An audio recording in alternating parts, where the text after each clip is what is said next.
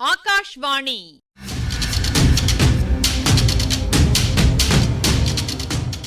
பொன்னியின் செல்வங்கள் வாசிப்பும் ஆய்வும். வாசிப்பவர் ராமசுவாமி சுதர்சன் அவர்கள்.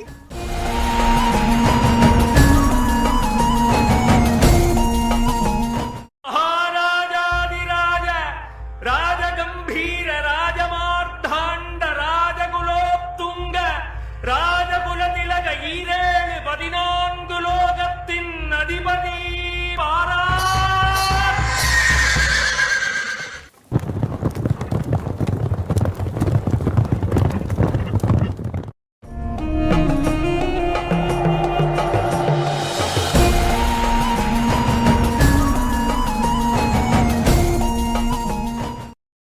சமுத்திரகுமாரி, உனக்கு என்னை நினைவிருக்கிறதா? பொன்னியின் செல்வ, இது என்ன கேள்வி? யாரை பார்த்து நினைவிருக்கிறதா என்று கேட்கிறீர்கள்? 1000 ஆண்டுகள் கலந்து பழகிய பின்னர் நினைவிருக்கிறதா என்று கேட்பது தகுமா? அல்லது தங்களுக்குத்தான் நினைவில்லாமல் போய்விட்டதா? எத்தனை யுகம்! என்னுடைய சின்னஞ்சிறு படகில் தாங்கள் ஏறி வந்திருக்கிறீர்கள். கடலில், முடிவில்லாத கடலில், எல்லையில்லாத வெள்ள அலைகளுக்கிடையில் நாம் இருவரும் என் சிறுபடகில் ஏறிக்கொண்டு உல்லாச யாத்திரை செய்ததையெல்லாம் மறந்து விட்டீர்களா? திடீரென்று நாலாபுறமும் கரிய இருள் சூழ்ந்து வர நாம் இருவரும் ஒருவருக்கொருவர் துணையாக ஒருவர் கரத்தை ஒருவர் பற்றிக்கொண்டு நெடுங்காலம் நின்றதை மறந்து விட்டீர்களா? பயங்கரமான புயல் காற்று அடித்தபோது மலை மலையாக எழுந்த பேரலைகள் நம்முடைய படகை தாக்கி ஒரு கணம் நம்மை வானமண்டலத்துக்கு உயர்த்தி மறுகணம் பாதாளத்தில் அழுத்தி இப்படியெல்லாம் அல்லோல கல்லோலம் செய்த நாட்களில் நாம் இருவரும் ஒருவருக்கொருவர் ஆதாரமாக நின்று அந்த கொடும் புயலை எதிர்த்து வென்றதை மறந்து விட்டீர்களா? ஒரு சமயம் வானவெளியில் நாம் பறந்து பறந்து பறந்து சென்று பயணித்துக் கொண்டிருந்தோமே, அதை மறந்து விட்டீர்களா? விண்மீன்களை தாங்கள் தாவி பிடித்து என் தலையில் ஆபரணமாகச் சூட்டினீர்களே, அதுவும் மறந்து விட்டதா? பூரண சந்திரனை என் முகத்தருகிலே கொண்டு வந்து, இதோ இந்த வெள்ளித் தகட்டில் உன் புன் முகத்தைப் பார் என்று சொல்லிக் காட்டினீர்களே, அதையும் மறந்து விட்டீர்களா?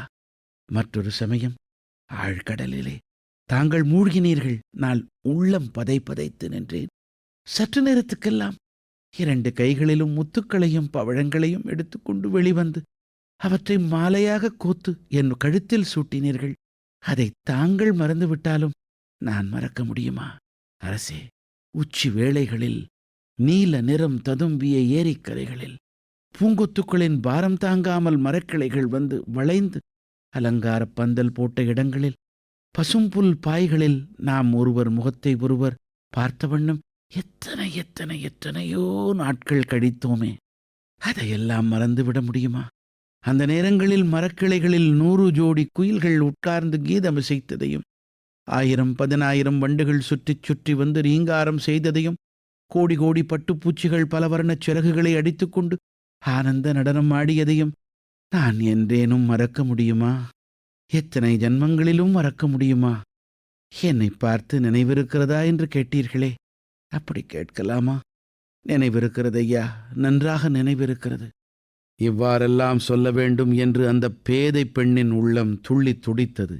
ஆனால் அவளுடைய பவள இதழ்களோ நினைவிருக்கிறது என்ற 2 சொற்களை மட்டுமே முணுமுணுத்தன. ஆஹா சமுத்திரகுமாரி, நீ வாய் திறந்து பேசுகிறாயே! இந்த அதிசயமான இலங்கை தீவிலே உள்ள எத்தனையோ மணிமாட மண்டபங்களின் தூண்களில் அழகிய தேவ கன்னிகைகளின் சிலைகளை அமைத்திருக்கின்றார்கள். ஒருவேளை அத்தகைய சிலை வடிவமோ நீ என்று நினைத்தேன். நல்ல வேளையாக நீ வாய் திறந்து பேசுகிறாய். இன்னும் சில வார்த்தைகள் சொல். உன் இனிய குரலை கேட்க எனக்கு எவ்வளவோ ஆசையாக இருக்கிறது. நம் சேனாதிபதியிடம் நீ சில விஷயங்களைச் சொன்னாயாம். தொண்டைமான் நதியில் 2 பெரிய மரக்கலங்கள் வந்து மறைவான இடத்தில் ஒதுங்கியிருப்பதாயும் அவை நிறைய போர் வீரர்கள் வந்திருப்பதாயும் சொன்னாயாம். அது உண்மைதானே சமுத்திரகுமாரி? அந்த கப்பல்களை உன் கண்களினால் நீயே பார்த்தாயா என்று இளவரசர் கேட்டார். ஆமையா, என் கண்களினால் பார்த்தேன் என்றாள் பூங்குழலி. ஆஹா, இப்போது கொஞ்சம் உன் குரலை கேட்க முடிகிறது. என் செவிகள் இன்பமடைகின்றன. நல்லது. மரக்கலங்களை பார்த்ததும் நீ உன் படகை ஒரு குறுகிய கால்வாயில் விட்டுக்கொண்டு போனாய். கப்பல்கள் போகும் வரையில் காத்திருப்பதற்காக அடர்ந்த காட்டினுள் புகுந்து மறைவான இடத்தில் படுத்துக் கொண்டிருந்தாய். அந்தச் சமயம் கப்பல்களிலிருந்து இறங்கிய வீரர்கள் சிலர் அங்கே வந்தார்கள். நீ படுத்திருந்த இடத்துக்கு பக்கத்தில் அவர்கள் நின்று பேசிக் கொண்டார்கள். அவர்கள் பேச்சை ஒட்டு கேட்க வேண்டும் என்று நீ விரும்பவில்லை. உன் விருப்பம் இல்லாமலே அவர்கள் பேச்சு உன் காதில் விழுந்தது. நீ கேட்கும்படி நேர்ந்தது. இவையெல்லாம் நம் சேனாதிபதியிடம் நீ கூறியவைதானே? நடந்ததை நடந்தபடியே கூறினேன். அவர்களுடைய பேச்சைக் கேட்டது, அதை பற்றி உடனே சேனாதிபதியிடம் எச்சரிக்கை செய்ய வேண்டும் என்று உனக்கு தோன்றியது. வீரர்கள் அப்பால் போன உடனே நீ புறப்பட்டாய். சேனாதிபதி இருக்கும் இடத்தை தேடிக்கொண்டு விரைந்து வந்தாய். எப்படி வந்தாய் சமுத்திரகுமாரி? பாதி வழியில் படகில் வந்தேன். பிறகு காட்டு வழியில் நடந்து வந்தேன். எங்கே போகும் உத்தேசத்துடன் கிளம்பினாயம்மா?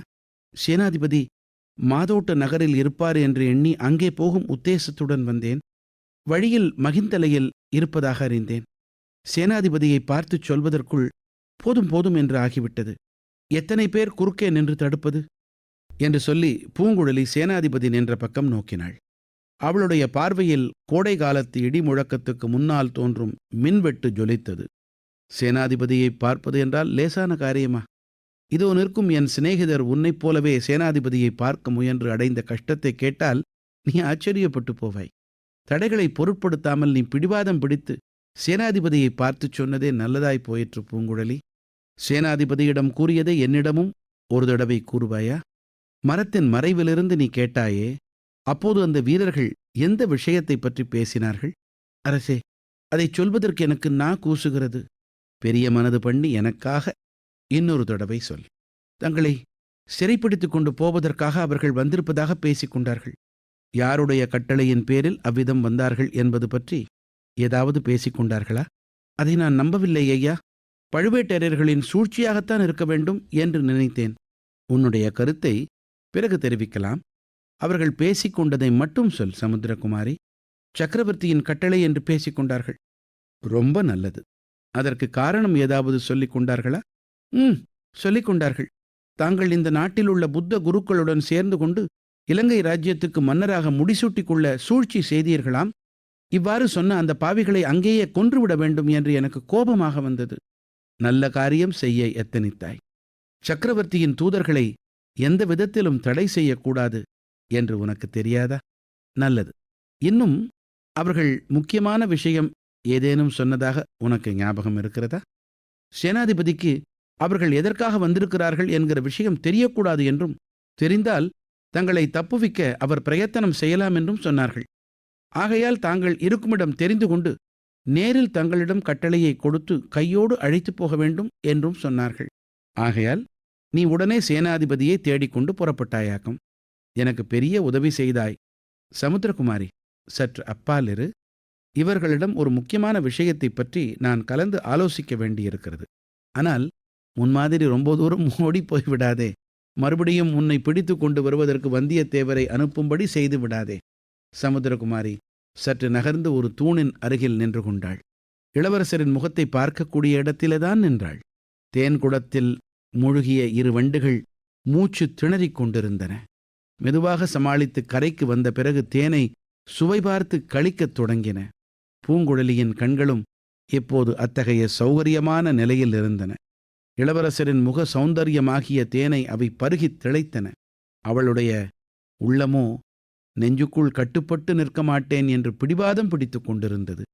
நெஞ்சை வெடித்துக் கொண்டு வெளியேறி வானவெளியெங்கும் பொங்கி நிறைந்து விட வேண்டும் என்று தவித்துக் கொண்டிருந்தது. இளவரசர் சேனாதிபதி பூதி விக்ரமகேசரியை பார்த்து, ஐயா, பரம்பரையாக எங்கள் குடும்பத்துக்கு சிநேகிதமான குலத்தின் தலைவர் நீங்கள். என் தந்தையின் உற்ற நண்பர். தங்களை நான் என் தந்தைக்கு இணையாகவே மதித்து வந்திருக்கிறேன். தாங்களும் என்னை தங்கள் சொந்த புதல்வனாகவே கருதி பாராட்டி வந்திருக்கிறீர்கள்.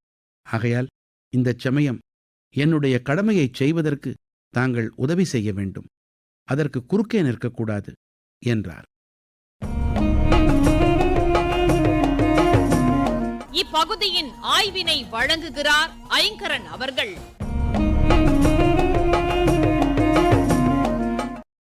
மனிதர்களின் எண்ண ஓட்டங்களை வர்ணிக்கிறதுல கல்கியாரின் பாணியே தனிதான். குறிப்பா காதல் வயப்பட்டவர்களின் நிலைய உடலியல், உளவியல், அழகியல் இதையெல்லாம் நேர்த்தியா கலந்து காலத்தை வென்று நிற்கும் காவியங்களை படைச்சிட்டார். இந்த நெடுங்கதையில இந்த பகுதியில சமுத்திரகுமாரி, என்ன உனக்கு நினைவு இருக்குதா? இப்படி கேட்டது பூங்குழலிக்கு ரொம்ப பிடிச்ச ஆழ்கடலின் அடியிலிருந்து வந்தது போல இருந்ததாம். உனக்கு என்ன நினைவு இருக்குதா? இதுல துணிக்கிற சிறப்பு முன்னுரிமை நம்ம வியப்புல ஆழ்த்திடுது. பொன்னியின் செல்வர் சொல்லின் செல்வரும் கூட. நல்லது.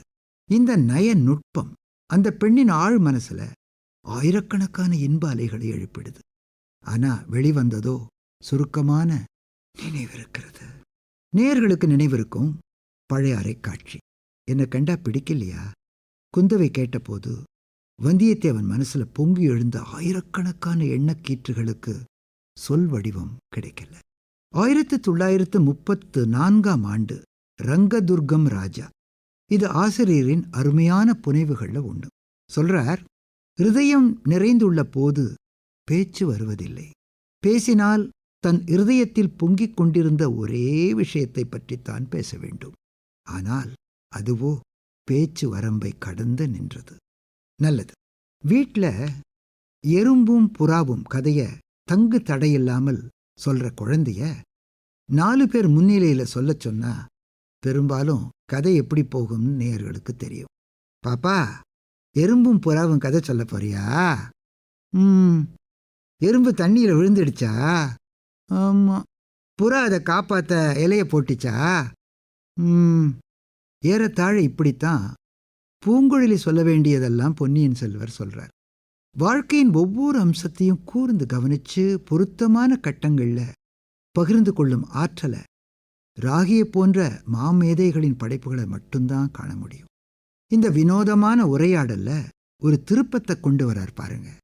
சேனாதிபதியை பத்தின பேச்சு வந்ததும் ஒரு ஆவேசம் வருது அந்த பெண்ணின் மறுமொழியில. இதை பயன்படுத்தி எந்த காரணத்துக்காக அவ சேனாதிபதியை தேடி விஷயங்களை சொன்னாங்கிறத வெளிப்படுத்துறார். இதுக்கு மேல அவளை பேச அனுமதிப்பது தேவையற்றதுன்னு உணர்ந்து அந்த உரையாடலுக்கு முற்றுப்புள்ளி வைக்கிறார். ஏதாவது விட்டு போயிருந்தா வந்தியத்தேவன் இருக்கவே இருக்கான், கேட்டுப்பான்.